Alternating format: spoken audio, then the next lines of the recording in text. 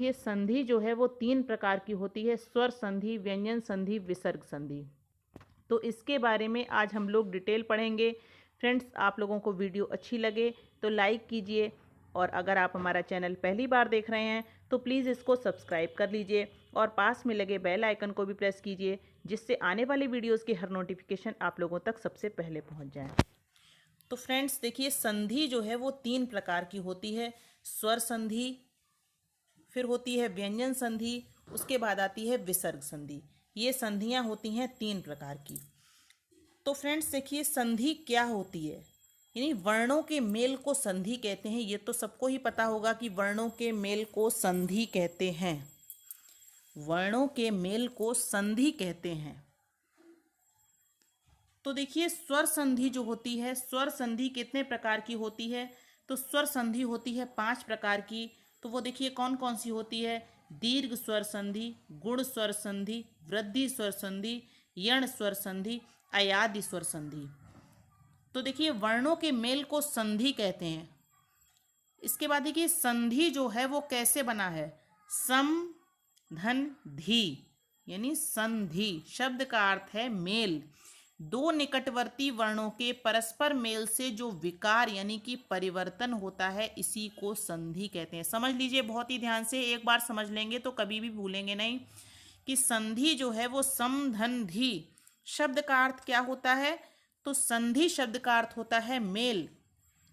दो निकटवर्ती वर्णों के परस्पर मेल से जो विकार यानी कि परिवर्तन होता है, उसी को संधि कहते हैं। जैसे कि सम धन तोष तो हो जाता है संतोष। देव धन इंद्र, देव देवेंद्र, ये हो जाता है, ये होती है संधि।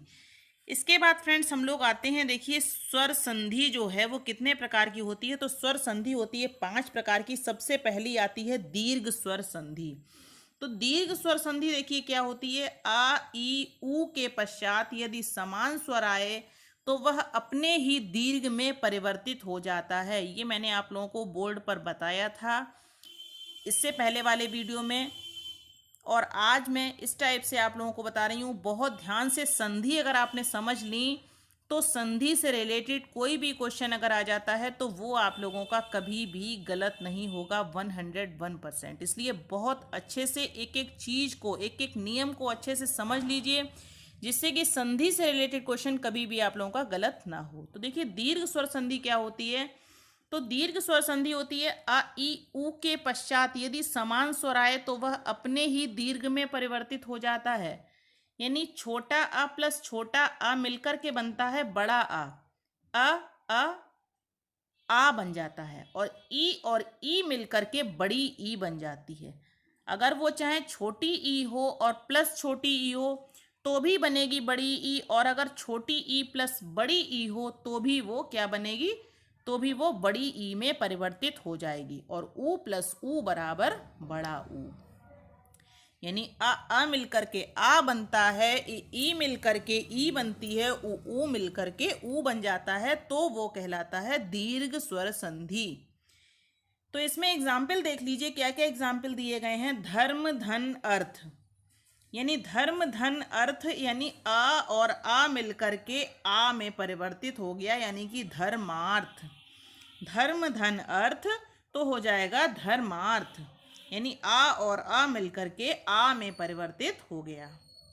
इसके बाद देखिए परीक्षा धन अर्थी तो परीक्षार्थी, आ और आ मिलकर के, यानी कि बड़ा आ और छोटा आ मिला है तो भी वो किस में परिवर्तित होगा, तो भी वो बड़े आ में परिवर्तित होगा। यानी कि छोटा आ प्लस छोटा आ इजुकल टू बड़ा आ, और छोटा आ प्लस बड़ा आ इजुकल टू बड़ा आ, और बड़ा आ प्लस छोटा आ तो भी इजुकल टू बड़ा आ। यानी अ मिलकर के आ बनता है, आ मिलकर के आ बनता है, और अ मिलकर के आ बनता है। ये चीज़ याद रखिएगा। तो इसमें देखिए बड़े आ प्लस छोटा आ, इसमें हो जाएगा इजुकल टू बड़ा आ। तो यानी कि अ मिलकर के आ में परिवर्तित हो गया, तो परीक्षा धन अर्थी हो जाएगा परीक्षार्थी।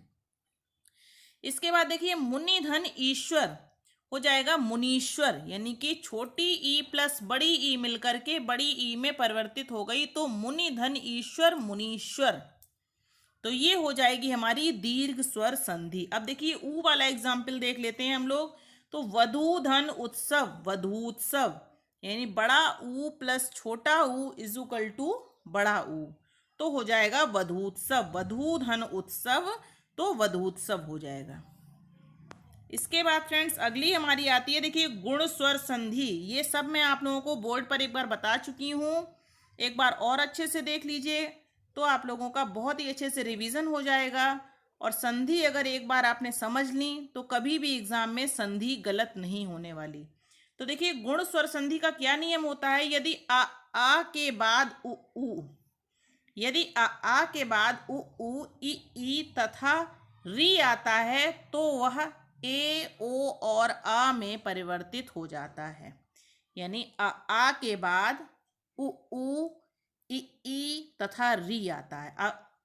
अगर देखिए आ के बाद उ आता है तो वो ए में परिवर्तित हो जाता है। अगर आ के बाद ई आती है तो वो ओ में परिवर्तित हो जाती है। और अगर आ के बाद री आता है तो वो अर में परिवर्तित हो जाता है।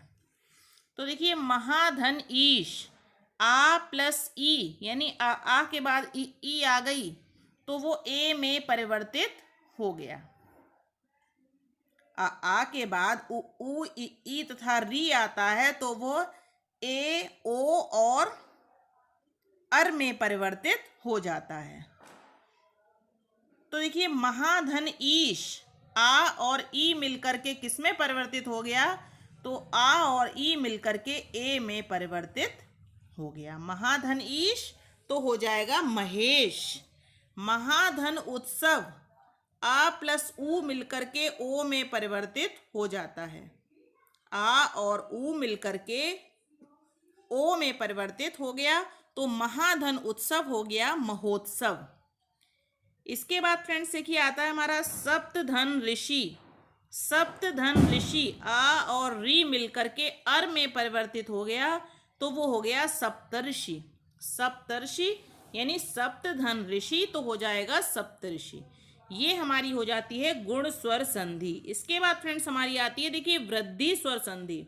तो देखिए वृद्धि स्वर संधि का नियम क्या होता है, वृद्धि स्वर संधि का नियम होता है यदि आ के बाद ए आए, यदि आ के बाद ए आए तो ए में, और यदि आ के बाद ओ आए तो ओ में परिवर्तित हो जाता है। जैसे एग्जाम्पल देख लेते हैं हम लोग, सदा धन एव तो हो जाएगा सदैव। सदा धन एव सदैव हो जाएगा, यानी आ प्लस ए मिलकर के बड़ी ए में परिवर्तित हो गया सदैव।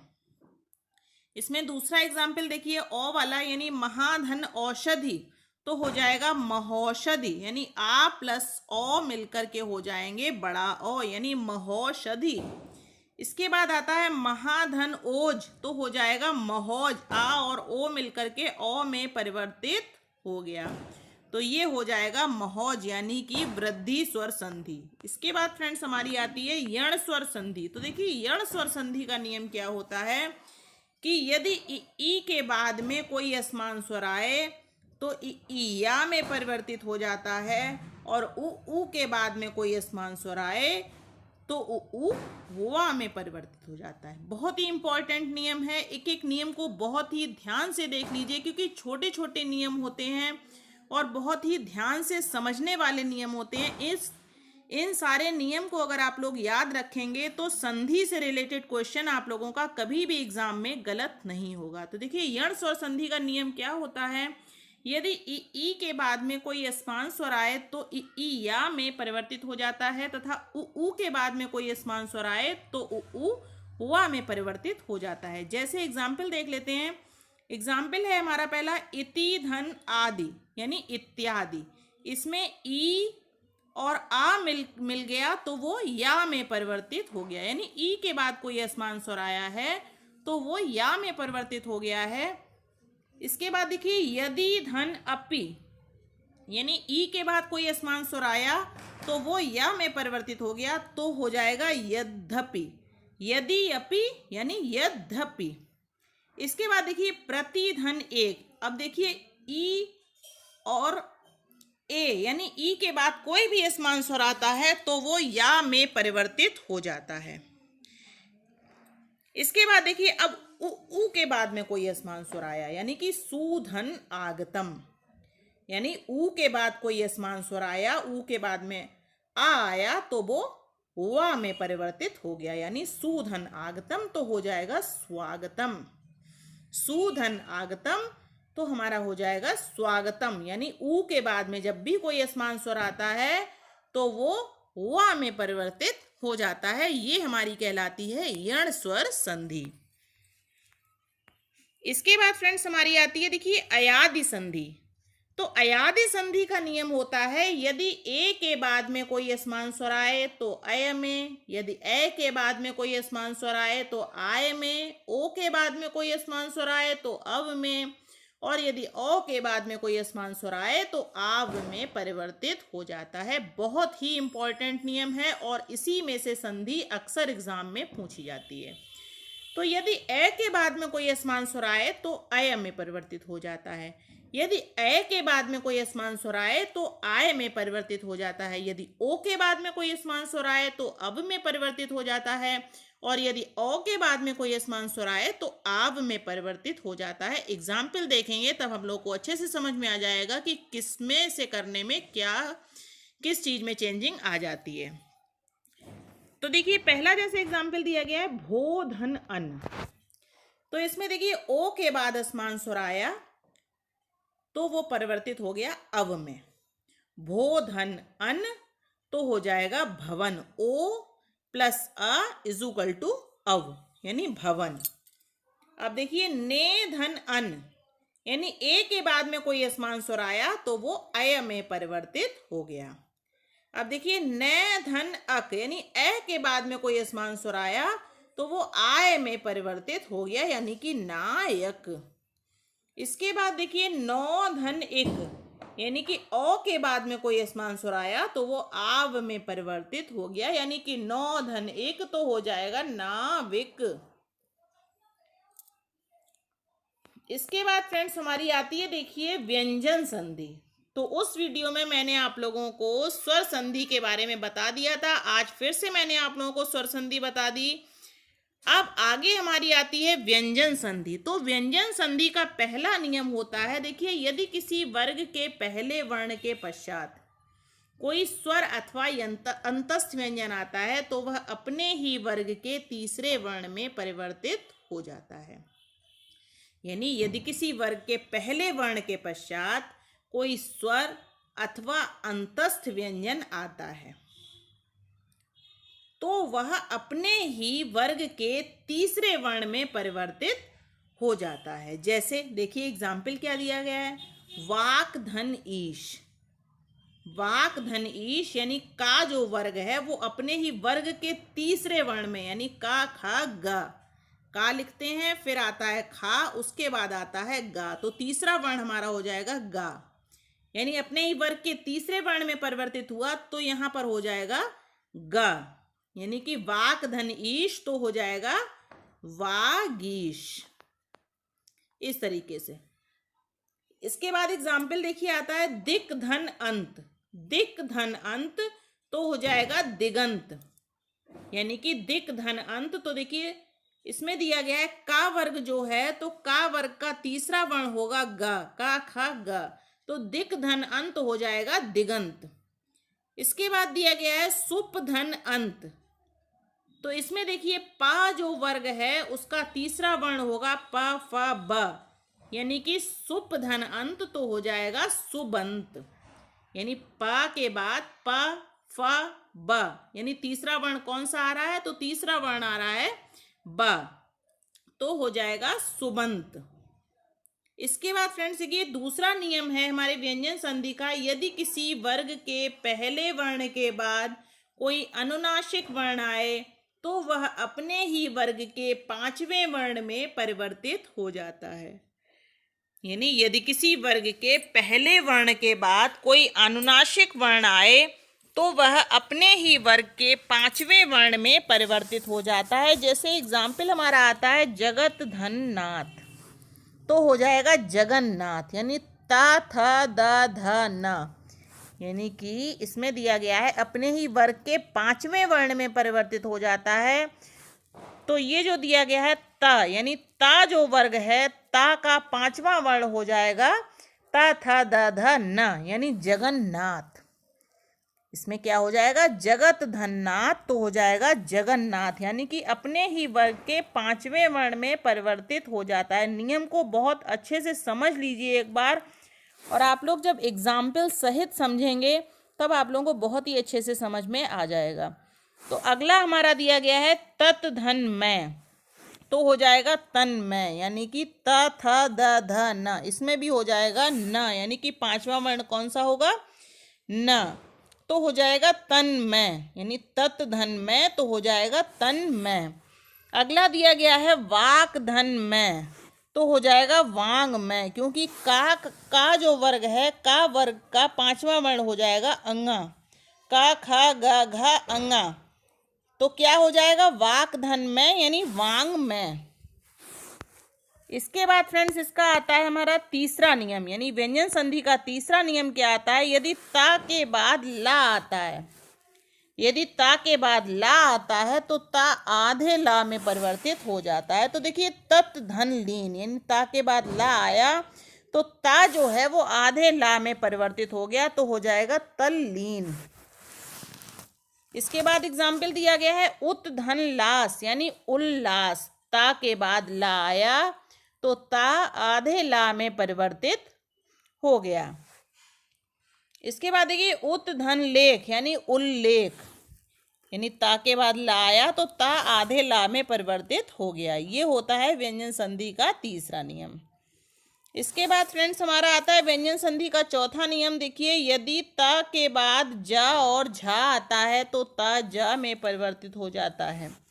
यदि ता के बाद जा और झा आता है तो ता जा में परिवर्तित हो जाता है। जैसे एग्जाम्पल दिया गया है सत धन जन, सज्जन, उत धन ज्वल, उज्ज्वल, जगत धन जननी, जगत जननी, उत धन झटिका, उज्झटिका।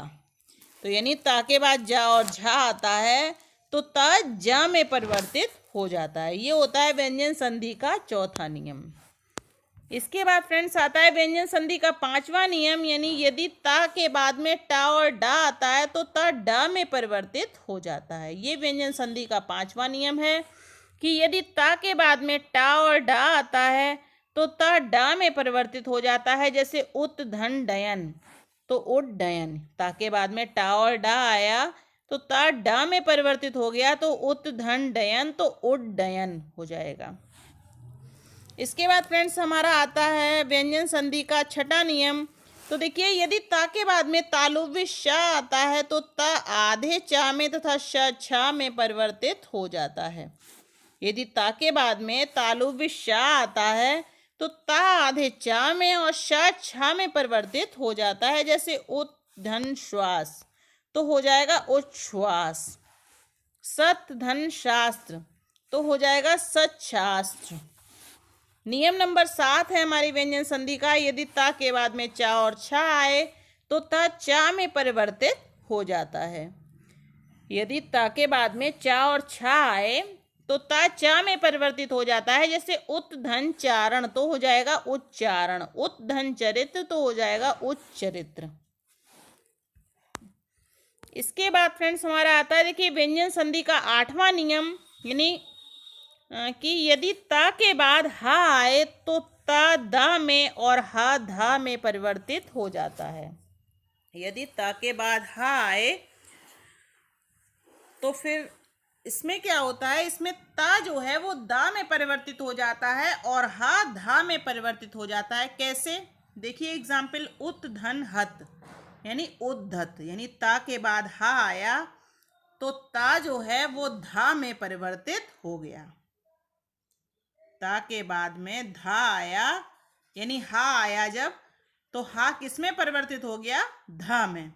अब देखिए उत धन हार, यानी कि ता के बाद में हा आया तो क्या हो जाता है, ता किस में परिवर्तित हो जाता है, ता दा में परिवर्तित हो जाता है और हा धा में परिवर्तित हो जाता है। तो उत धन उत्धनहार हो जाएगा हमारा उद्धार। इसके बाद फ्रेंड्स हमारा आता है व्यंजन संधि का नियम नंबर 9। यदि माँ के बाद का से माँ तक का कोई भी व्यंजन आए, यदि माँ के बाद का से माँ तक का कोई भी व्यंजन आए तो माँ उसी वर्ण के 5वें अनुस्वार में परिवर्तित हो जाता है। यदि माँ के बाद का से माँ तक का कोई भी व्यंजन आए तो माँ उसी वर्ण के 5वें अक्षर अनुस्वार में परिवर्तित हो जाता है। जैसे सम धन गति तो हो जाएगा संगति। इसके बाद एग्जाम्पल दिया गया है परम धन तू तो हो जाएगा परंतु। सम धन बंध तो हो जाएगा संबंध। इसके बाद देखिए आता है नियम नंबर 10, यानी यदि माँ के बाद कोई अंतस्थ या संघर्षी व्यंजन हो तो माँ सदैव अनुस्वार में परिवर्तित हो जाता है। यदि माँ के बाद कोई अंतस्थ या संघर्षी व्यंजन हो तो माँ सदैव जो है वो अनुस्वार में परिवर्तित हो जाता है।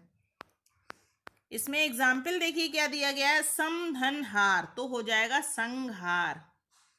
इसके बाद दिया है समधन योग तो हो जाएगा संयोग। इसके बाद आता है नियम नंबर 11, यानी यदि माँ के बाद में माँ आए तो कोई परिवर्तन नहीं होता है। व्यंजन संधि का 11वां नियम क्या कहता है, तो देखिए ये कहता है कि यदि माँ के बाद में माँ आए तो कोई भी परिवर्तन नहीं होता है। जैसे सम्मति, सम्मति तो क्या हो जाएगा समधन मति यानी सम्मति। समधन मान यानी सम्मान। इसके बाद फ्रेंड्स देखिए व्यंजन संधि का 12वां नियम क्या होता है, यदि सा से पहले आ के अलावा कोई स्वर आए तो सा श में बदल जाता है। यदि सा से पहले आ के अलावा कोई स्वर आए तो सा श में बदल जाता है। विधन सम विषम, सुधन समा सुषमा, विधन साध विषाद। तो इस तरीके से फ्रेंड्स ये होता है हमारा व्यंजन संधि का 12वां नियम। इसके बाद हमारा आता है 13वां नियम। देखिए 13वां नियम क्या कहता है कि री र श के बाद कोई स्वर या व्यंजन आए तो बाद के ना के स्थान पर ऋणा हो जाता है। यानी नियम नंबर 13 क्या कहता है कि री र श के बाद कोई स्वर या फिर व्यंजन आए तो बाद के ना के स्थान पर ऋणा हो जाता है। जैसे री धन न तो हो जाएगा ऋण, भूष धन न तो हो जाएगा भूषण, भूषण। फिर एग्जाम्पल दिया गया है परिधन नाम तो हो जाएगा परिणाम। यहां पर दिया है भूष धन न तो यहां पर हो जाएगा भूषण, भूषण हो जाएगा यानी णा में परिवर्तित हो जाएगा क्या न। फिर दिया गया है परिधन नाम तो हो जाएगा परिणाम।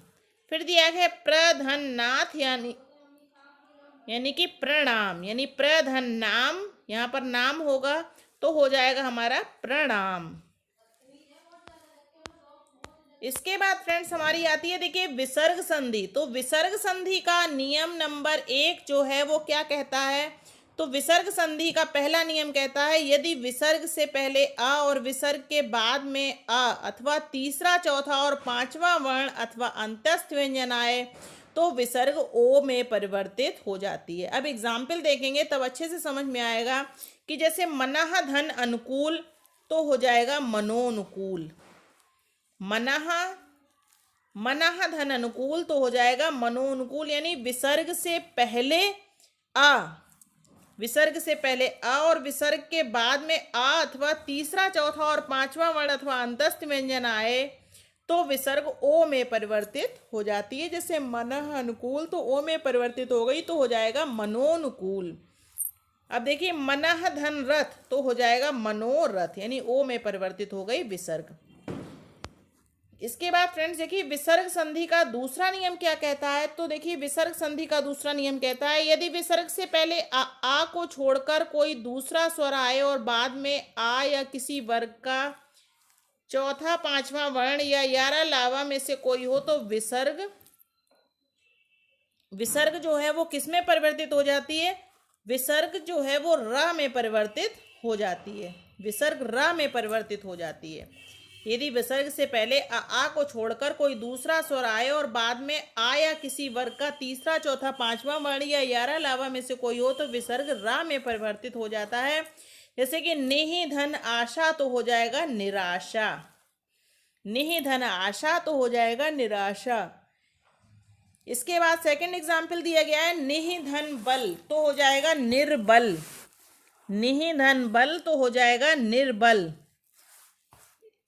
इसके बाद अगला एग्जाम्पल दिया गया है, आशीह धनवाद यानी आशीर्वाद, ये जो है वो रा में परिवर्तित हो जाता है। विसर्ग के बाद यानी विसर्ग से पहले आ को छोड़कर कोई दूसरा स्वर आए और बाद में आ या किसी वर्ग का तीसरा, चौथा, पांचवा वर्ण या 11 अलावा में से कोई हो तो विसर्ग रा में परिवर्तित हो जाता है।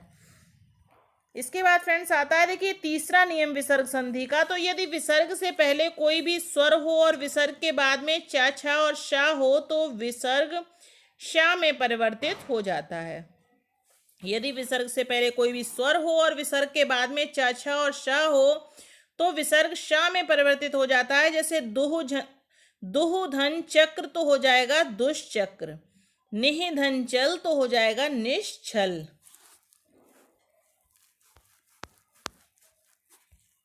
इसके बाद फ्रेंड्स हमारा आता है, देखिए नियम नंबर चौथा, यानी यदि विसर्ग से पहले ए, उ और विसर्ग के बाद में का, खा, ट, ठ, प, फ और श आए तो विसर्ग श यानी मूर्धन्य में परिवर्तित हो जाता है। जैसे कि एग्जाम्पल देखिए दिया गया है, निहि धन कपट तो हो जाएगा निष्कपट। फिर दिया है धनुः धन टंकार तो हो जाएगा धनुष टंकार। निहि धन प्राण निष्प्राण, दुह धन कर्म दुष्कर्म। इसमें नियम क्या दिया गया है, यदि विसर्ग से पहले ए, उ और विसर्ग के बाद का, खा, ट, ठ, प, फ और श आए तो विसर्ग शा में परिवर्तित हो जाता है। इसके बाद फ्रेंड्स देखिए विसर्ग संधि का पांचवा नियम है कि यदि विसर्ग के बाद ता और था, यदि विसर्ग के बाद ता और था सा हो तो विसर्ग सा में परिवर्तित हो जाता है। जैसे बिहि धन तर तो आधे सा में परिवर्तित हो गया तो हो जाएगा बिस्तर। मनह धन ताप तो हो जाएगा मनस्ताप। दुह धन तर तो हो जाएगा दुस्तर। दुह धन साहस तो हो जाएगा दुस्साहस। इसके बाद फ्रेंड्स हमारा आता है, देखिए विसर्ग संधि का छठा नियम, यदि विसर्ग के बाद में रा हो तो विसर्ग लुप्त हो जाती है तथा उससे पहले का लघु वर्ण दीर्घ हो जाता है। यदि विसर्ग के बाद, बहुत ही ध्यान से नियम को सुन लीजिए कि यदि विसर्ग के बाद में रा हो, अब जैसे निहि धन रोग है तो विसर्ग के बाद में रा है तो विसर्ग लुप्त हो जाती है तथा उससे पहले का लघु वर्ण जो है वो दीर्घ हो जाता है। तो निहि धन रोग हो जाएगा नी रोग, यानी बड़ी की मात्रा लग जाएगी तो हो जाएगा नी रोग। निहि धन रस तो हो जाएगा नी रस। इसके बाद फ्रेंड्स अगला नियम हमारा आता है, यदि विसर्ग से पहले अ हो और विसर्ग के बाद का पा हो तो विसर्ग में परिवर्तन नहीं होता है। यदि विसर्ग से पहले आ हो तथा विसर्ग के बाद का पा हो तो विसर्ग में परिवर्तन नहीं होता है। जैसे कि प्रातः काल तो ऐसे ही हो जाएगा प्रातः काल। अंतःकरण तो ऐसे ही हम लोग भी लिख देंगे कि अंतःकरण, कोई परिवर्तन नहीं होता है। यदि विसर्ग से पहले अ हो तथा विसर्ग के बाद में क्या हो, का और पा हो तो विसर्ग में परिवर्तन नहीं होता है, याद रखिएगा। तो फ्रेंड्स ये थी हमारी संधि के सारे नियम, यानी कि व्यंजन संधि के नियम और विसर्ग संधि के नियम, ये सब मैंने आप लोगों को बता दिए। फ्रेंड्स वीडियो बहुत ही इंपॉर्टेंट है, संधि से रिलेटेड कोई भी क्वेश्चन अगर आ जाता है तो वो कभी भी आप लोगों का गलत नहीं होगा। अगर आप लोगों को हमारी वीडियो अच्छी लगी तो प्लीज़ इसको लाइक कीजिए और अगर आप हमारा चैनल पहली बार देख रहे हैं तो प्लीज़ इसको सब्सक्राइब कर लीजिए और पास में लगे बेल आइकन को भी प्रेस कीजिए, जिससे आने वाली वीडियोस के हर नोटिफिकेशन आप लोगों तक समय से मिलते रहें। Thank you.